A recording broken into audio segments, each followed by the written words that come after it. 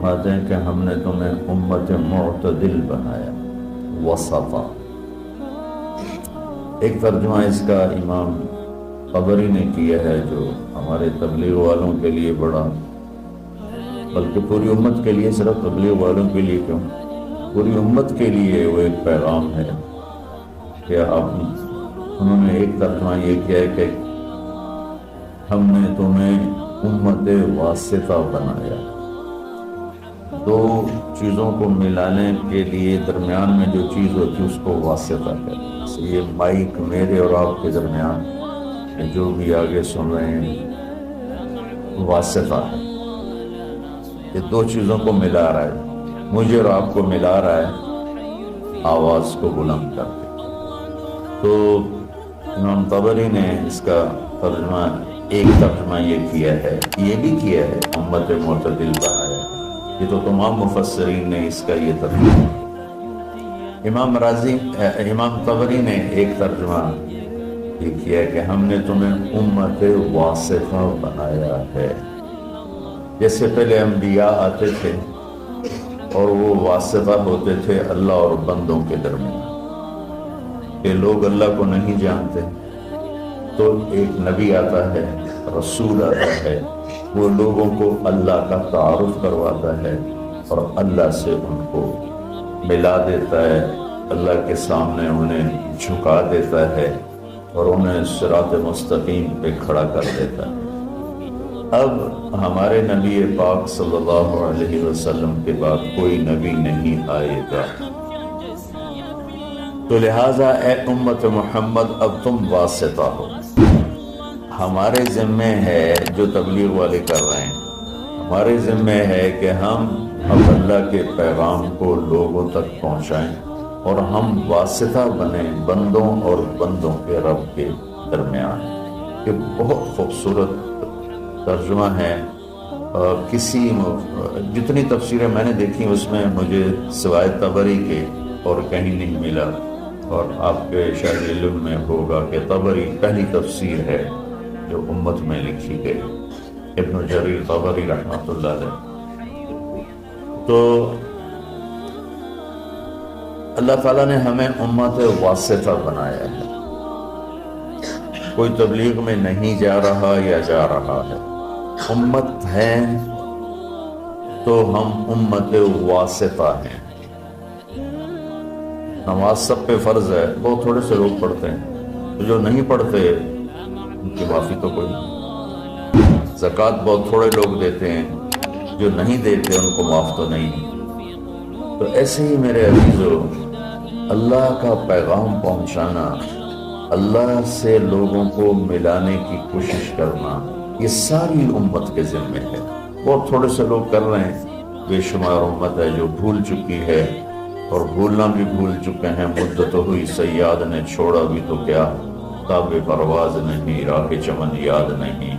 مجھے یہ شعر بڑا فٹ آتا ہے کہ شکاری چھوٹے سے پرندے کو گھونسلے سے اٹھا کے لے آتا ہے اور اگر اپنے پنجرے میں ڈال دیتا ہے، جب اس پرندے کی شعور کی آنکھ بیدار ہوتی ہے تو اپنے آپ کو ایک پنجرے میں دیکھتا ہے، اور ایک کوٹھالی میں اس کے لیے دانہ پڑا ہوتا ہے، ایک میں پانی ہوتا ہے، بس وہ وہاں سے دانہ اٹھاتا ہے، وہاں سے پانی کے چند قطرے لیتا ہے اور وہیں پھڑا کے بیٹھ جاتا ہے۔ تو جب اس کی آنکھ ہی وہیں کھلی تو اس کی ذہنیت اور اس کا جو مائنڈ سیٹ تھا وہ فکس ہو گیا کہ بس یہی میرا جہان ہے، یہی میری دنیا ہے۔ تو وہ پرندہ جوان ہو گیا، تو شکاری نے ایک دن دروازہ کھولا پنجرے کا، کہا اپنے چمن کو لوٹ جا، اپنے جنگل کو لوٹ جا۔ تو وہ آگے کہتا ہے تاب پرواز نہیں، مجھ سے تو اڑا ہی نہیں جاتا، اور اگر میں اڑ بھی جاؤں تو راہ چمن یاد نہیں، مجھے تو یاد نہیں تم مجھے کہاں سے لائے ہو، تو میں کدھر جاؤں، اور میں نے اتنے ہی رہن دے۔ تو اس وقت امت محمد صلی اللہ علیہ وسلم دکانوں کے پنجرے میں، فیکٹریوں کے پنجرے میں، ملوں کے پنجرے میں، زراعت کے پنجرے میں، کاروبار زندگی کے پنجرے میں ایسی بند ہوئی ہے، بس صبح گھر سے اپنے کام پر، کام سے گھر پر، گھر سے دکان پر، دکان سے گھر پر، یہ سارا ماحول ہے۔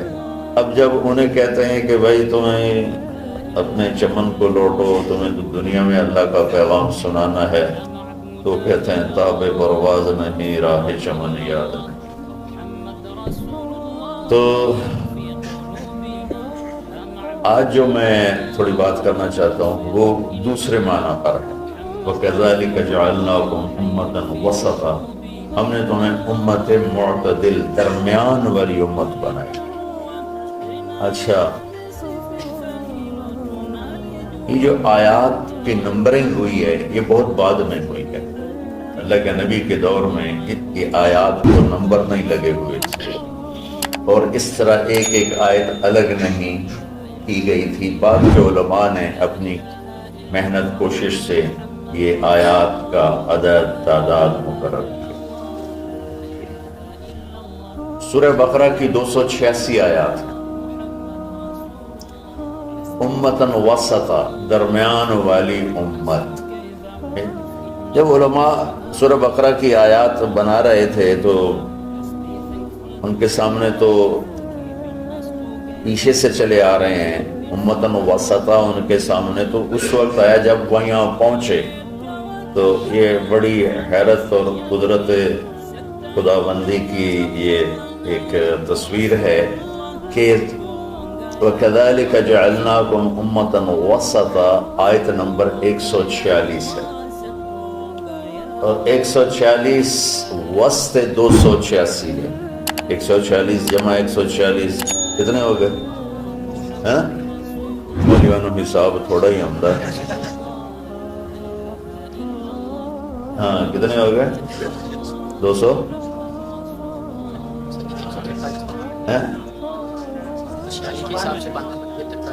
نہیں، پھر یہ آیت نمبر 143 ہے۔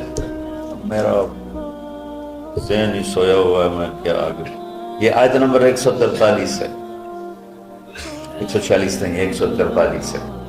تو بالکل درمیان میں لفظ کے لحاظ سے، اور ادھر آیت کی تقسیم ہو رہی ہے، تو کرتے کرتے کرتے جب اس آیت پر پہنچے تو یہ 143 بن رہی تھی، اور آیات 286 میں، تو اس کا وسط بنتا ہے۔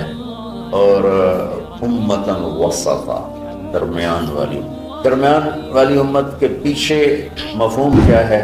یہودی بہت زیادہ حرص و ہوس کا شکار ہوئے دنیا کے لیے۔ عیسائی رہبانیت میں ایسے دنیا ترک دنیا رہبانیت ابتدعوها ما كتبنا، اللہ تعالیٰ نے کہا مجھے خود ہی شروع کیا، میں نے تو کہا نہیں تھا۔ تو تھوڑا پیچھے چلے جائیں تو عیسائیوں میں نہانا بھی گناہ تھا، میلا کچیلا رہنا بزرگی تھی۔ بو آ رہی ہو، کپڑے گندے میلے، زبردستی اپنے اوپر اس قسم کے مجاہدے ڈالنا۔ قلن کا رہبانیت ابتدعوها ما كتبنا علیہم، میں دوسری آپ پہ شروع کی تھی، میں تو نہیں کون کیا۔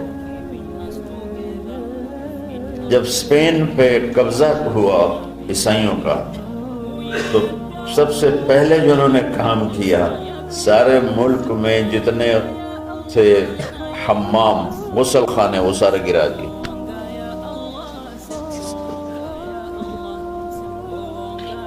1970 تک انگلینڈ میں، 1970 کو زیادہ کسی گھر میں غسل خانہ نہیں ہوتا تھا، ٹوائلٹ نہیں ہوتا تھا، باہر بنے ہوتے تھے جہاں کچھ چند پینیاں دے کے اس میں وہ اپنی ضرورت سے فارغ ہوتے تھے، کسی سے نہانا ہو تو نہاتے تھے۔ جب نئی جدید تعلیم آئی تو پھر یہ ان کے اندر تبدیلی آئی، ورنہ گندے رہنا، میلے کچلے رہنا، شادی نہیں کرنی، دنیا سے بیزاری کے مختلف طریقے، اپنے آپ کو تکلیف دینا، یہ بزرگی کی شان سمجھا جاتا تھا۔ تو اسپین پہ جب قبضہ ہوا عیسائیوں کا تو سب سے پہلے انہوں نے دو کام کی. ایک سارے غسل خانے حمام توڑ دیے اور جتنے کتب خانے تھے سارے جلا دیے. لاکھوں کتابوں کے ذخیرے تھے اسپین میں علماء کے، علامہ قرطبی جیسے، ابن عربی جیسے جہاں پیدا ہوئے ہوں، بقی ابن مخلد جیسے جہاں پیدا ہوئے ہوں. ان کا میں وہ قرطبہ کی جامع مسجد دیکھنے گیا تو بس میری آنکھ ہے نہیں، میرا دل رو رہا تھا، دل کے آنسو نکل رہے تھے کہ وہ مسجد جس میں 700 سال قال اللہ وقال الرسول چلتا رہا، وہاں درمیان میں گرجا بنا ہوا تھا اور بت ہی بت ہر طرف رکھے ہوئے تھے، اور ایک بہت بڑی تصویر لگی ہوئی تھی جس میں ابو عبداللہ جو آخری بادشاہ تھا غرناطہ کا، وہ فرڈینینڈ جس نے غرناطہ فتح کیا اس کو چابیاں پیش کر رہا تھا، اور اس کی بیوی ملکہ ازابیلا اور فرڈینینڈ یہ دونوں ایسے کھڑے ہیں، اور ابو عبداللہ وہ تصوراتی خاکہ تھا، وہ یوں غرناطہ شہر کی چابیاں پیش کر رہا ہے، یعنی وہ ہائی لائٹ کر کے بہت بڑی تصویر لگائی ہوئی تھی.